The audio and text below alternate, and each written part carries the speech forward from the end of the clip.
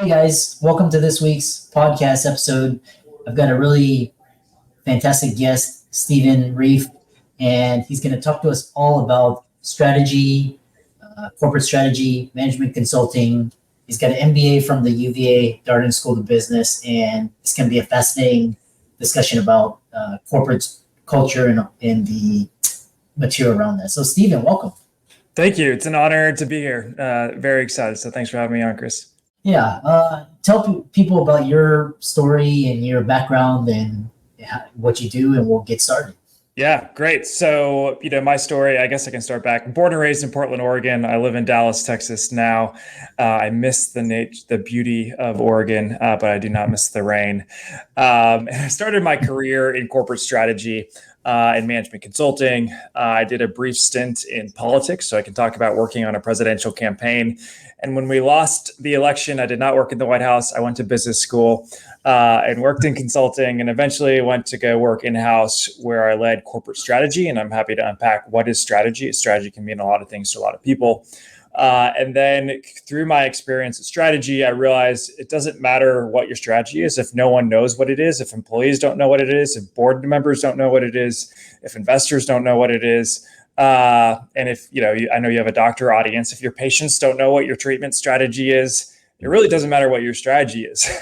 And so then we added on, corporate communications, which is the mechanism to start telling the story of your strategy. And so after that experience and seeing the magic of when you combine strategy and communication, I decided to start my own firm. I say I created a firm that I wished had existed. So we sit at the intersection of management consulting to help create the strategy, and then PR firms and executive comms to help tell the story of the strategy. And there's very few firms that have kind of both of those skill sets. Yeah, interesting. So kind of break down or just high level overview of strategy, corporate strategy, how it applies to, presidential campaigns and looking into that. Great. So strategy, the definition of a strategy, I say, is just a fancy word for a plan. And I like to think of it as or priorities. So when you think of the word strategy, think of plan and think of priorities. And I think you can put it in everyday life. Did you go on a vacation this summer, Chris? Yeah. Yes. Okay. So you probably had a goal in mind of do I need a rest? Interviewing all these boring podcast guests, I'm just kidding, we're exciting, is exhausting and I need to rest. And so you probably put together a plan or a strategy of I need to rest. Therefore, I'm going to prioritize finding a beach vacation, et cetera, et cetera. Or if you have kids, you're I need to prioritize. My goal is to educate my kids. And so I'm putting a plan together to go to Europe. We're going to go to all these different museums. And so really, it depends on your objective. If your objective is to rest, you put together a plan for one thing. If your objective is to educate your kids, you put together a plan. And strategy is just the same thing. You have an objective, and then you need to put a plan together. And then you need to stick to that plan, and you need to execute it. So my wife and I'm a big believer that everybody's a strategist. If you're a doctor, you're a strategist. If you're an entry-level analyst, you're a strategist. Everyone needs to be able to put a plan together. So my wife and I have one for our family. We have a 3-point strategy. We're both nerdy. She's an MBA as well. And we talk about our priorities for the year. How are we going to spend our time? What do we want to prioritize? And then companies do the same thing. We live in a world with very limited resources. And so what are the 3 to 4 things we want to focus on? And then strategy is very scalable. So if you want to focus on improving your customer experience, then you have three things in order to improve the customer experience. And then from there, there's 3 things. And so it can be very, very scalable as well. So that's strategy kind of in a nutshell. And what about this idea of corporate communications? I've always been interested, how they decide what messaging to use and the framework messaging. How does that work? Yeah. So it's a great question. I mean, I think everything you communicate is a function of the strategy. So every press release I write, it's how is this little press release? How is this partnership? How is this product? How does that fit into the bigger picture of where the company is going? So, when the CEO writes the press release or writes his quote, it's as part of our strategy to do X, we are excited to announce our partnership with Y.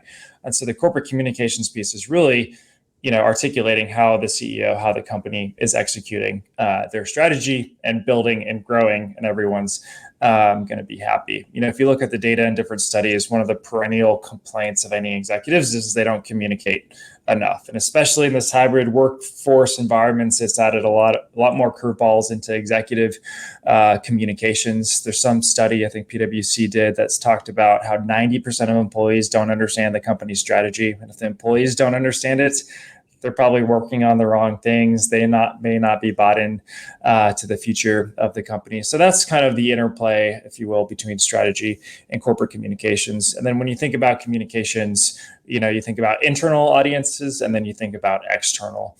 And I think a lot of people, it's been interesting. Somewhat of what I do is PR, and people have this mindset of like, oh, PR, that's kind of like a celebrity type of a thing. And that's like kind of slimy and kind of squishy. And I want to change the narrative and say, hey, it's actually about how can you authentically tell your story, and just being more proactive about it as well. And it can actually be a tool to help increase, company value. And it's not just about, making somebody famous or being a publicist for Prince Harry or whatnot.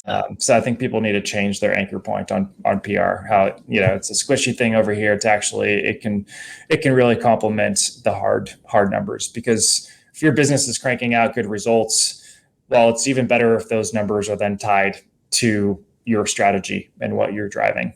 As well. An interesting analogy, I believe analogies are the key to communication. And so I think have you watched the show Survivor? Do you remember that show? Okay. Yeah. Well, it's on for 40 seasons. I didn't know. I watched it growing up, and then all of a sudden my friend's like, it's still on. And I was like, what? But it's a great example of both strategy and communications, because each player needs to have a strategy. But if they don't communicate at the end to the journey, how their strategy got them to that seat, it doesn't matter, what their strategy. So you really need both. And vice versa, if all you do is communicate, but then you didn't really have a plan, it's going to be hard to put lipstick on a pig, if you will. Yeah, that's really interesting. And we'll talk about PR, which you alluded to. But how does management consultant fit into this strategy communication, and what can they do? Kind of decipher that. Yeah. I think, management consulting, at the end of the day, consulting is you're hired to give advice and you're hired for your expertise. And so I think, and sometimes that outside perspective is really, really helpful. There's a phenomenal book called Range, which I encourage your listeners to get. It's by David Epstein. And one specific example of that I love to show is they actually use like a research study to prove that objective opinions are very helpful.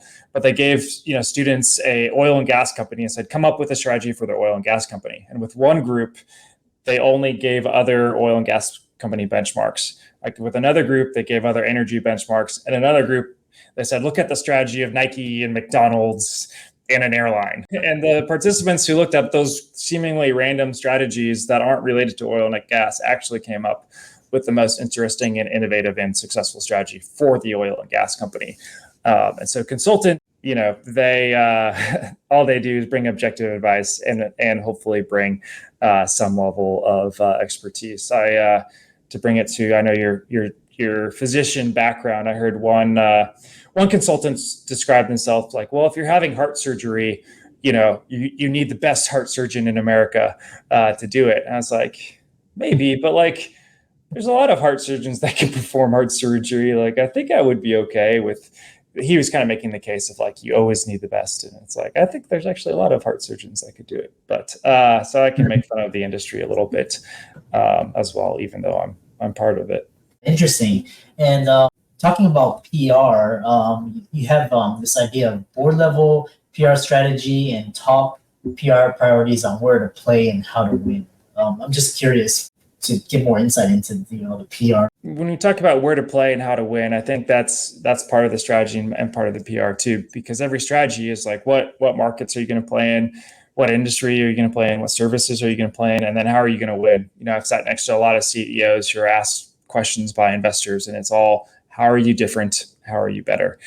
And so when you're thinking about the company level strategy, you need to answer those questions of how are you going to win? How are you better than the competition? And the same thing with the PR world. Like, it's a very noisy world. There's a lot of journalists. It's tough to be a journalist. I want to start a journalist support group because they're like tasked with writing 1 to 2 articles per day. And it's a tough life. And all that to say is that, anyways, I forget where I was going, but you want to make their lives easier, and they're trying to figure out how they can win and stand out kind of in this noisy world that we're in. And so I almost have like the Jerry Maguire, help me help you.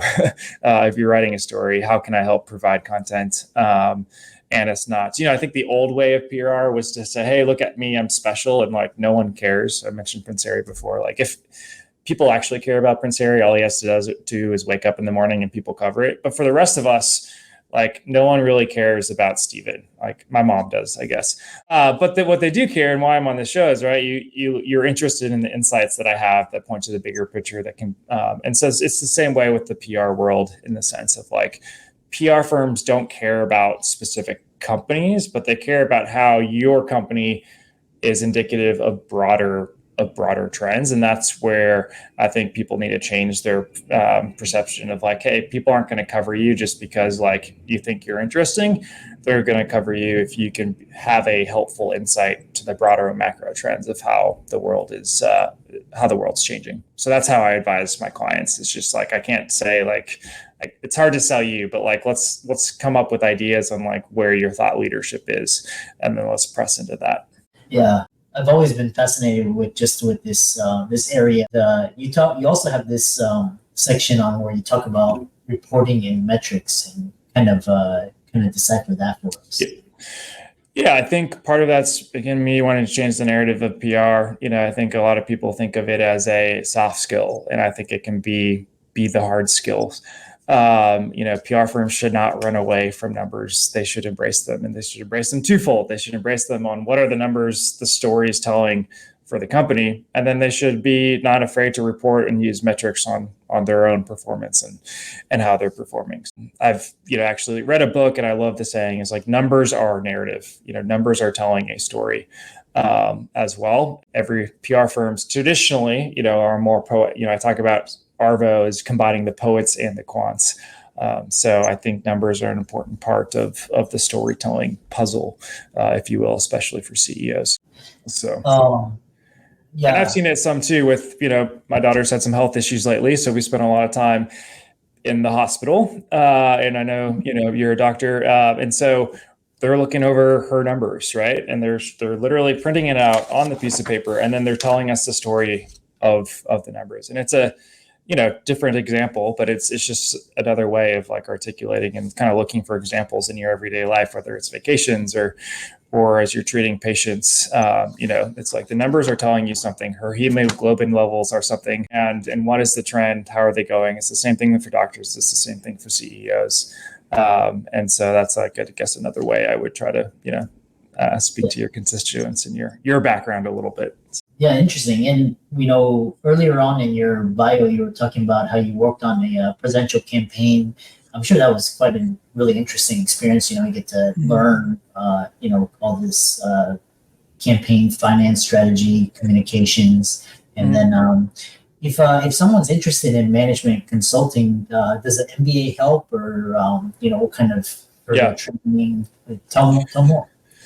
MBA is very helpful to transition into consulting. They're notoriously hard. It's hard to get jobs in management consulting. And then for the top MBA programs, all the consulting firms come to you, which is really great. So if your goal is to transition into management consulting, I do recommend going to an MBA program, not just anyone. You have to do your due diligence and make sure that those consulting firms that you want to work for are coming to campus. But it can be one of the best pipelines, to enter a consulting industry. Yeah. And the consulting firms are recruiting more MDs recently, too. So some of them are liking the more, diverse backgrounds. Yeah. A couple of my physician colleagues, they're working for Deloitte and Bain, and this. How can people contact you, follow you, check out your work, reach out to you? Thanks. Yep. Website Arvo. Arvo is the name of my firm. I'm a big fan of Viore, the clothing company. And I read an article about them, about how they looked to Scandinavian languages to find their name. So it means valuation. Arvo means value or valuation, because that's at the end of the day, like strategy plus story equals your valuation. So that's the name of my firm. And I'm on LinkedIn as well, Stephen Reiff, R-E. Yeah. And for all the audience out there, let's thank Stephen for coming out to the show, really providing insights into a really interesting sector and industry, and all of his resources will be in the links and show notes. And thanks so much for coming out to the podcast. Thanks for having me. I appreciate it.